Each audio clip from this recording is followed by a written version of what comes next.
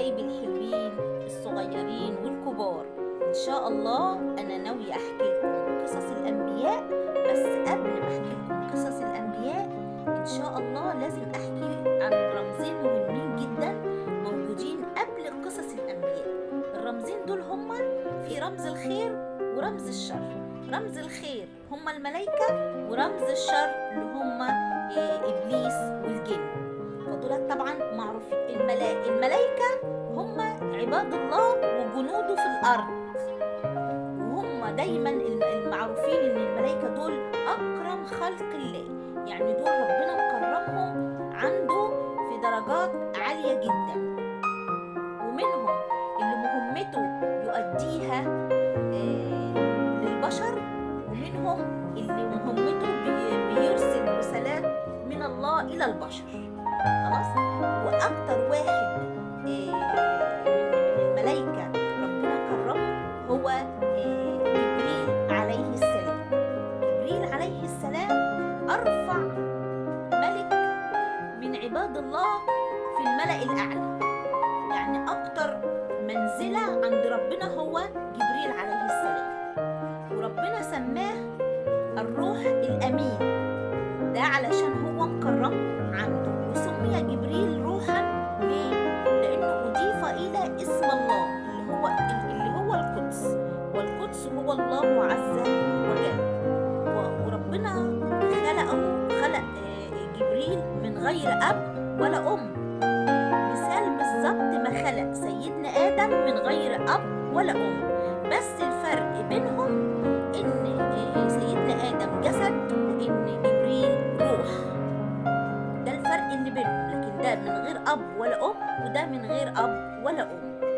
ولكن سيدنا جبريل ليست تجوز، ما يخطئش أبدا، لكن آدم ممكن يخطئ، وهو روح طائع أمين. روح طائع أمين أضافه الله إلى اسمه وكرمه تعالى تكريما إلهيا، يعني ربنا كرم سيدنا جبريل تكريم إلهي، وجعل الإيمان به شيء مهم وأساسي لا نقاش فيه. ليه بقى ربنا خص جبريل وميكائيل؟ كمان في ملك تاني اسمه ميكائيل، وربنا خص الاتنين في كتابه. ليه خصهم بالذكر؟ تشريفا وتعظيما لهم، لأن هما أكتر اتنين في درجة عالية عند ربنا. خلاص.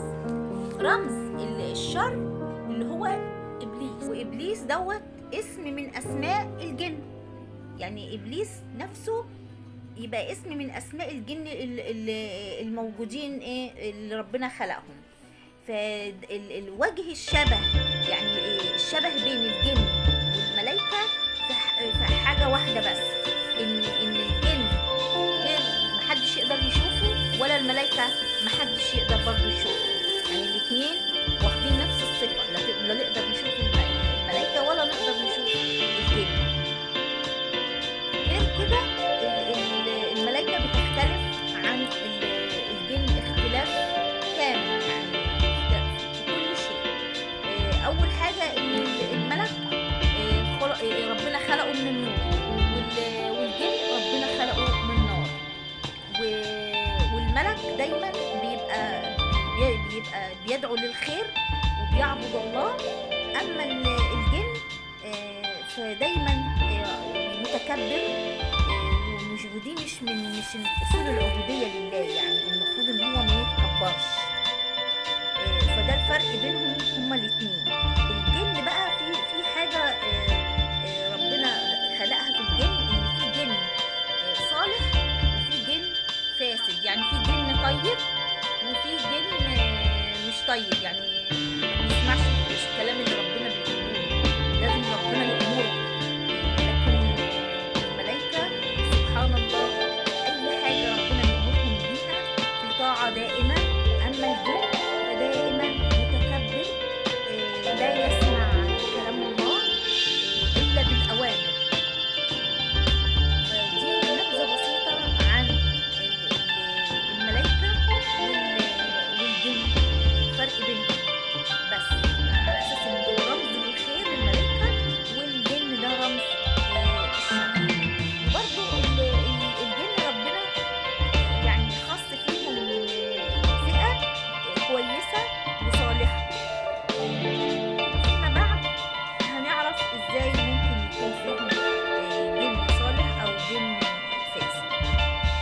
شاء الله الحلقة اللي جاية يعني ان شاء الله هنتكلم عن قصة سيدنا آدم.